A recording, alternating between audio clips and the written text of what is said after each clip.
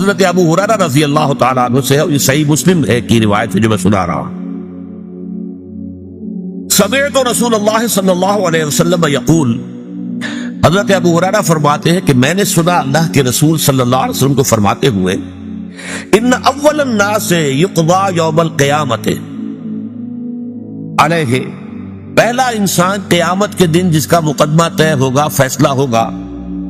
رجل استشہد فأتي به،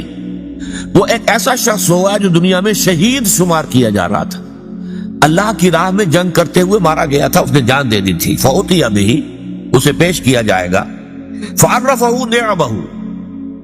اللہ تعالیٰ اس کو اپنی نعمتیں گنوائے گا، دیکھو میں نے تمہیں جسم دیا تھا، بڑی صلاحیت دی تھی، طاقت دی تھی، ہمت دی تھی، حوصلہ دیا تھا،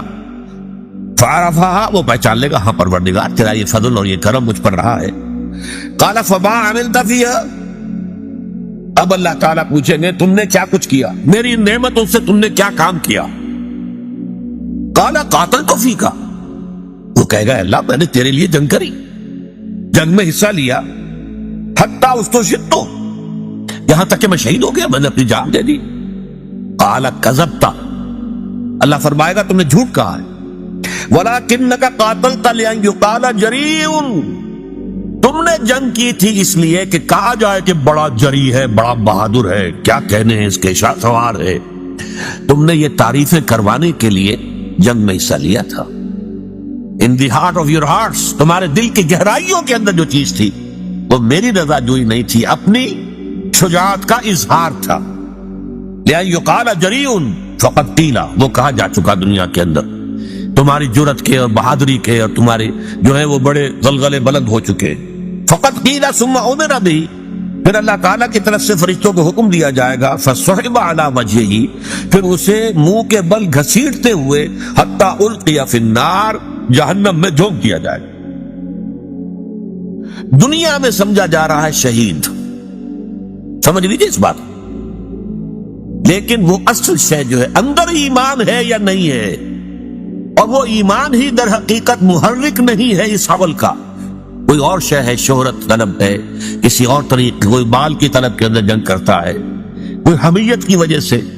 فرض کیجئے کہ حضور نے کوئی مہم بھیجی ہے ایک ایسے قبیلے کے خلاف جس سے آپ کی پرانی دشمنی چلی آ رہی ہے، اب آپ بڑے زور شور سے چل رہے ہیں کہ اب ہمیں اپنے پرانے جو ہے وہ بدلے لینے کا موقع ملے گا، تو اگرچہ حضور کے ساتھ جا رہے ہیں آپ، لیکن آپ کی جنگ جو ہے اللہ کے لیے نہیں ہے، وہ اپنی حمیت کی وجہ سے، تو اصل شے یہ ہے کہ دل کی کیفیت کیا ہے، دل میں وہ ایمان حقیقی ہے یا نہیں ہے، اور اس عمل کا جو اصل محرک ہے وہ ایمان ہے یا نہیں۔ سنیے اس کے بعد، وَرَجُلٌ، ایک دوسرا آدمی ہوگا، تعلم العلم، اس نے بڑا علم حاصل کیا، وعلمہ، اور خوب سکھایا، خوب علم کو پھیلایا، وقرأ القرآن،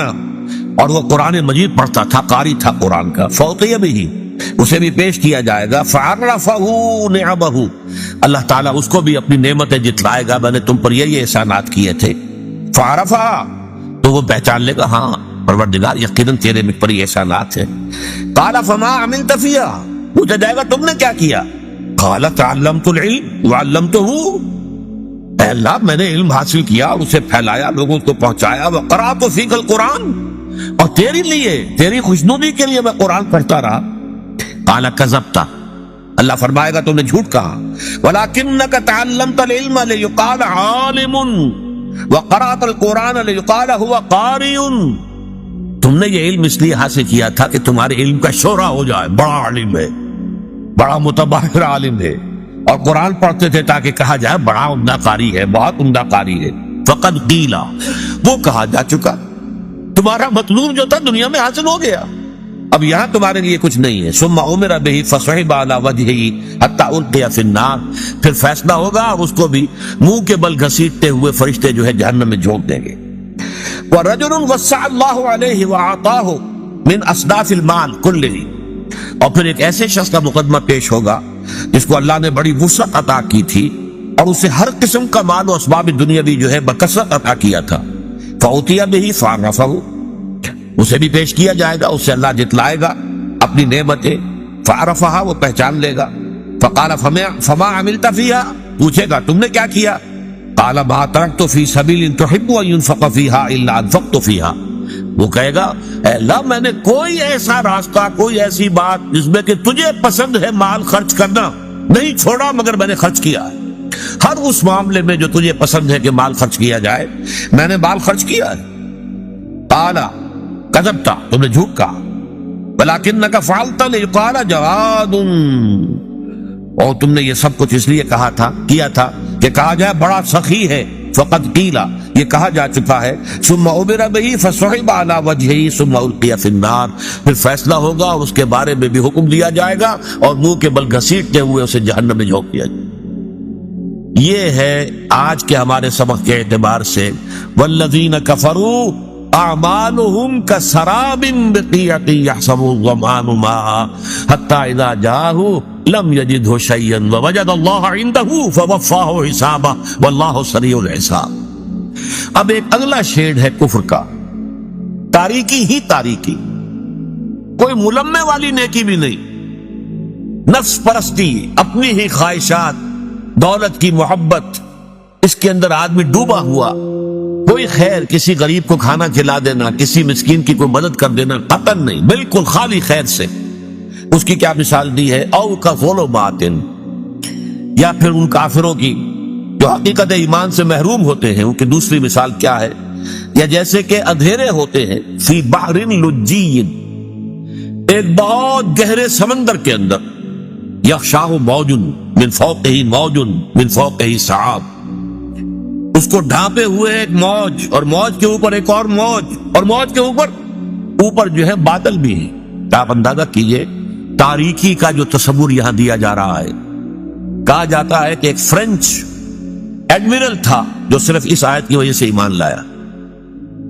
اس نے پوچھا اور تحقیق کی کیا محمد نے کبھی سمندری سفر کیے صلی اللہ علیہ وسلم؟ معلومہ نہیں کیے، کبھی نہیں کیا.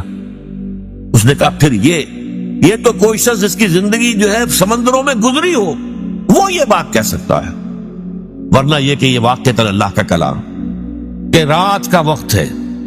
اب دیکھیے اوپر چاند بھی ہے، فرض کیجئے تارے بھی ہیں، لیکن بادل بھی چھائے ہوئے ہیں، وہ چاند کی اور ستاروں کی ریفلیکشن بھی نہیں ہو رہی ہے. پھر یہ موج پر موج چڑھی ہوئی ہے اور سمندر کی تاریکی کے اندر جو تاریکی ہے، گہرائی کے اندر، کظلمات، نوٹ کیجئے ذرا، کظلمات فی بحر لجی یغشاہ موج من فوقہ موج من فوقہ سحاب. اب اس کے بعد الفاظ آئے ظلمات بعضها فوق بعض، تاریکیوں پر تاریکیاں، تہ پر تہ تاریکیاں، تاریکی پر تاریکی.